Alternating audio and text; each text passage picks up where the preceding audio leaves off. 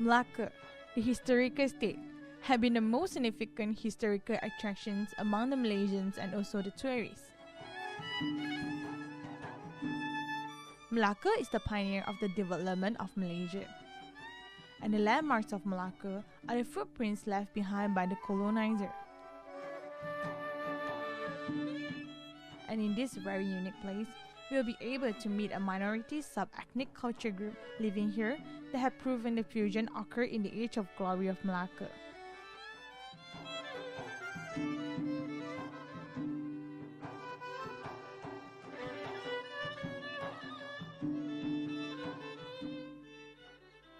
These very unique ethnic are the Peranakan Chinese. These Peranakan Chinese, whom the guides are called Baba and ladies as Nyonyas, was the inheritance of the intermarriages between the Chinese merchants trading at Port of Malacca and the local non-Muslim Malay women at that time. The Peranakan has many similarities to the Malays in their daily life. However, they still remain and maintain the traditions and rituals of the traditional Chinese. Over the decades, following the trends towards globalization, this historical state had grown from prosperities to a busy attractions. And the first steps toward globalization had brought many changes to these historical attractions and affected many as well as to this minority, the Peranakan Chinese.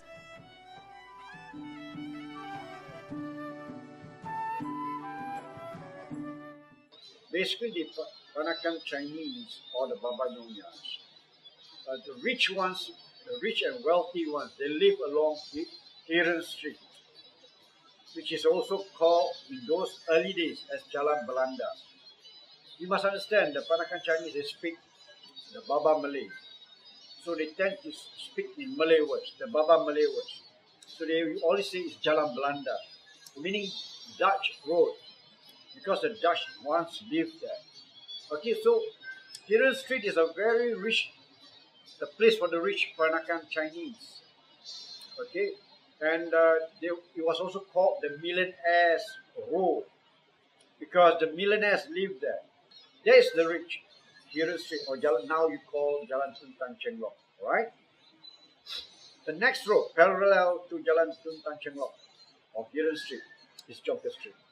Jonker Street was for the, how would I say, maybe the less rich, second class. Pardon me, I wouldn't want to use a class system. But what I'm saying is the lesser rich. Okay? They live along the roads. Most of the Peranakans just live there as residential homes. Some of them, they make cakes, the ladies make cakes, and they will get somebody to sell for them to the Heron Street rich people. Over the years, changes took place. Heron Street and Jonker Street become so commercialized. Most of the rich Peranakan, they keep their home as ancestral home where they perform the prayers. And in Baba Malay, they call it the Rumah Abu. Post 80s, 90s, suddenly the influx of tourists came. That's when you find the changes. Houses became shops, became restaurants, became little hotels, budget hotels, all kinds of things. And then, of course, you find at Heron Street now, a lot of art galleries there. Jonker Street, of course, became Jonker Walk, the famous Jonker Walk at night. At one time, it was so dull, it was so boring. But when you open up Jonker Walk, it became so lively, and you see the transition now. I don't recognize Jalan Gelanggang or Jonker Street of the old days. Living near the airport of Malacca, at Taman Suterawangi, Batu Berendam, it's a Peranakan Chinese family. The whole family. The whole family consists of 5 members, Mr. and Mrs. Ho, as well as his 2 sons and a daughter. Mr. Ho is a retiree and Mrs. Ho work part-time as a pineapple tarts baker, and their children are all in their degree now. The whole family practices a very simple life. The daily lifestyles are very similar to the modern Chinese of Malaysia. Over the years of globalizations, many cultures face deterioration and same to a Peranakan Chinese in Malacca. My dad passed away in 1973, if I'm not mistaken. I was very young at then. So the culture that we already throw it aside, keep it aside, not take throw it, just keep it aside when you follow all the Chinese tradition. So we follow our mum. Our mum is what you call Teochew. Teochew. So we follow the culture of Teochew. But the Teochew one is very much different from Baba. So not everyday life also is normal only. We take it simple lah. Take it simple life. We don't take it so hard.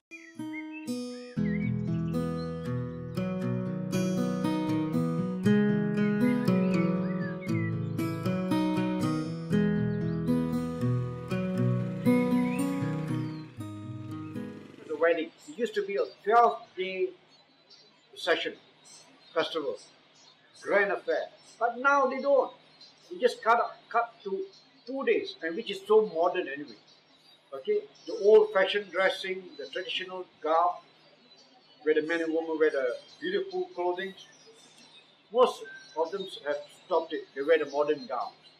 For a simple reason, because the old traditional way costs a lot of money. They can't afford it. Very time consuming. You got to practice. You got to rehearse. And it's so delicate, fragile. So they have no choice. Everything is fast nowadays. So they change.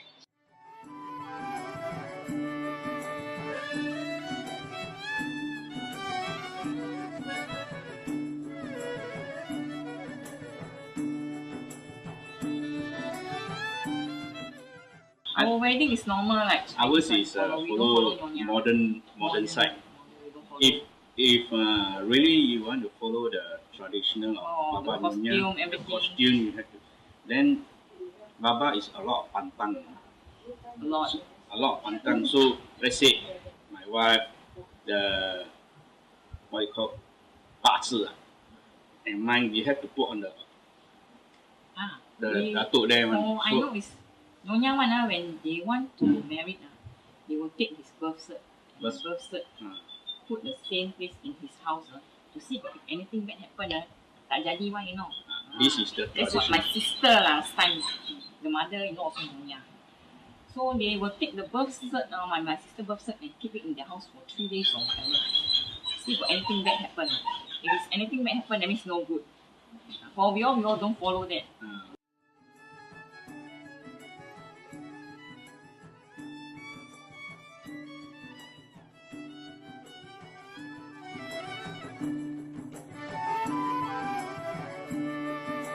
The baju panjang means a long dress are usually worn by elderly bibiks.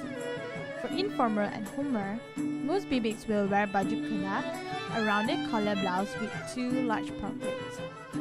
Meanwhile, the baju sarung kebaya or kebaya, as spelled in the Portuguese Cristão language, means a blouse.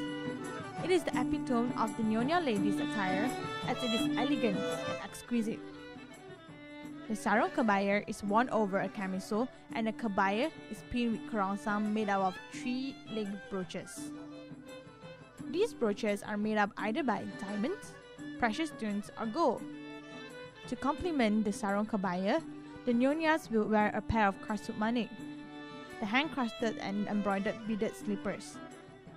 In the 1930s, the kasut manik became a popular footwear, and even the Baba gentlemen wore them. However, this day, it is only made for the ladies. Over the years, I've seen the culture is slowly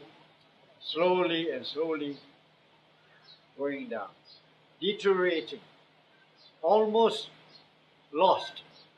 Visibly, yes, you can see a Nyonya wearing kebaya, you can see a man wearing that Chinese style, but nothing more, because the modern influence, the way of life, the people have to change, and a lot of them cut short the customs, the religious practices, and whatnot. What I see now is basically the Baba Nyonya culture, the Peranakan Chinese. The only thing that's sustaining us is the food. The food is still around. Okay, the pongte, all that kind of dishes, laksa and all that. Food is still around. The dressing, not much. The language, the worst thing.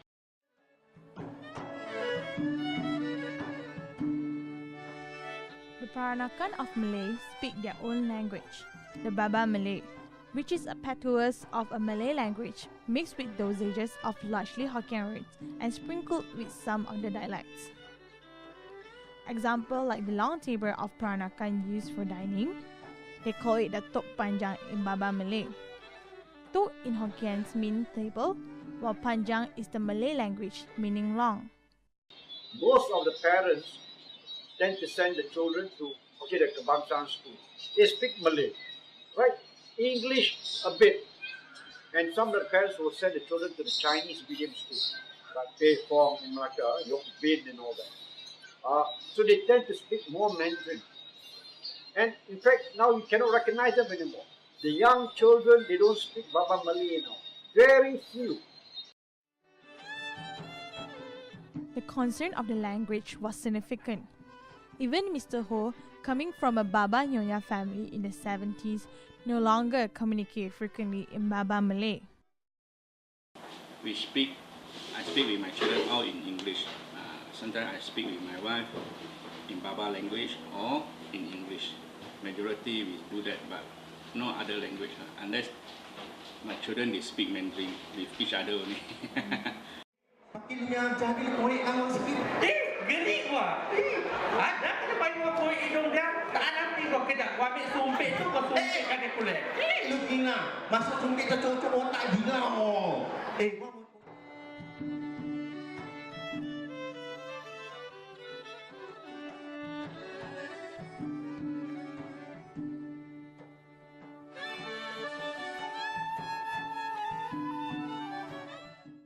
Of course, over the 60s, 70s, Christianity became very strong. Okay, the Methodists came in, they set up a school. The Catholics, Methodist girls' school, boys' school. The Catholics came, set up St. Francis Institution. So, a lot of them were what do you call it? Slowly became Christians. They converted to Christianity. They embraced all other religions, Baha'i, Christianity. Some became Muslims, some became Vedic, and above all, when they intermarry with all the races. They have to adopt accordingly.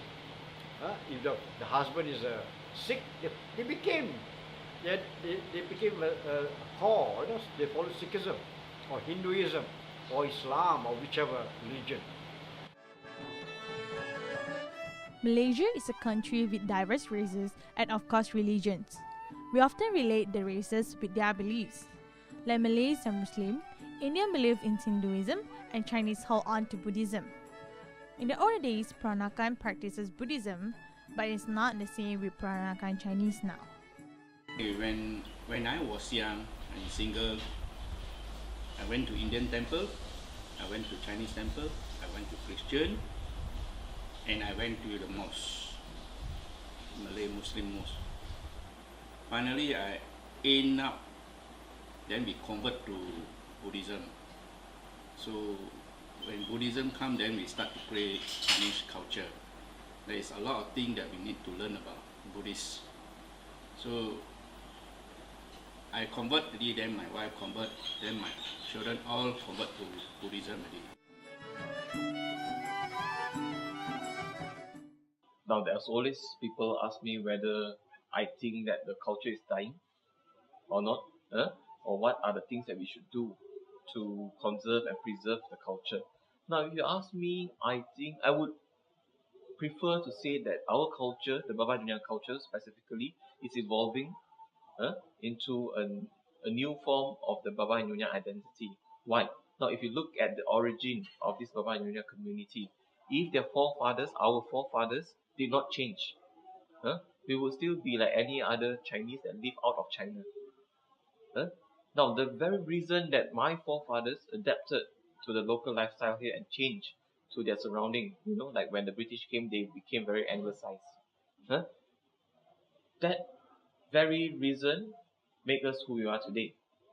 So I think now we are undergoing another process of evolution into something what I do not know for now. Perhaps we can see in the future.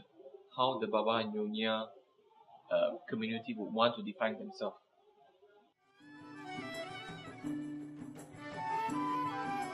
The Baba Nyonya Heritage Museum, located at Jalan Tun Tan Cheng Lock, was one of the efforts to conserve the uniqueness of the Peranakans of Malacca. The museum was the house of the Chan family in 1861.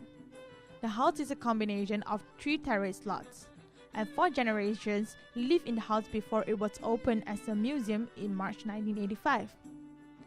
Though the house had been converted into a private museum, the Chan family still retains their home as ancestral home, where they perform the prayers during festive celebrations. The richness of the culture in Baba Nyonya Heritage Museum had not only attracted the local tourists, but also the tourists from different countries. The distinguished and charming culture that the Peranakans of Malacca held their own need to be conserved from the footsteps of globalization.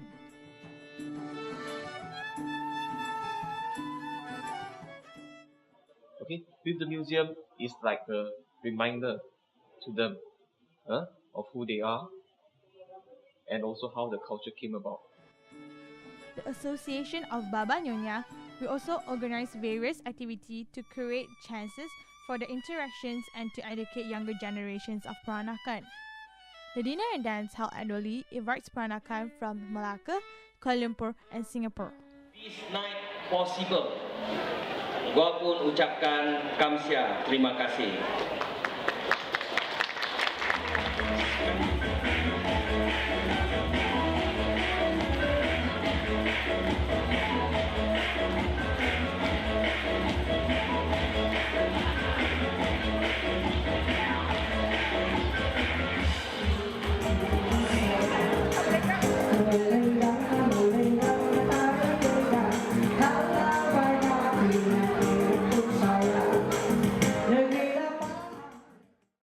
We try to educate our youth or try to instill interest in them. We have activities to teach them about probably culinary. Food is an important aspect of the culture. And also other handicraft like sewing the beaded shoes. We have this kind of workshop to educate and also to create awareness among the youth of the Baba Nyonya community. Over the years, I've seen the culture is slowly going down, deteriorating. If you are Chinese but you don't think Chinese, you don't practice it, the customs, you're not a Chinese. As they call it, you're what? A banana. Right? So this is what is facing the culture now. That's why the Peranakan Chinese Associations, they're trying to revive. But how long? That is a question.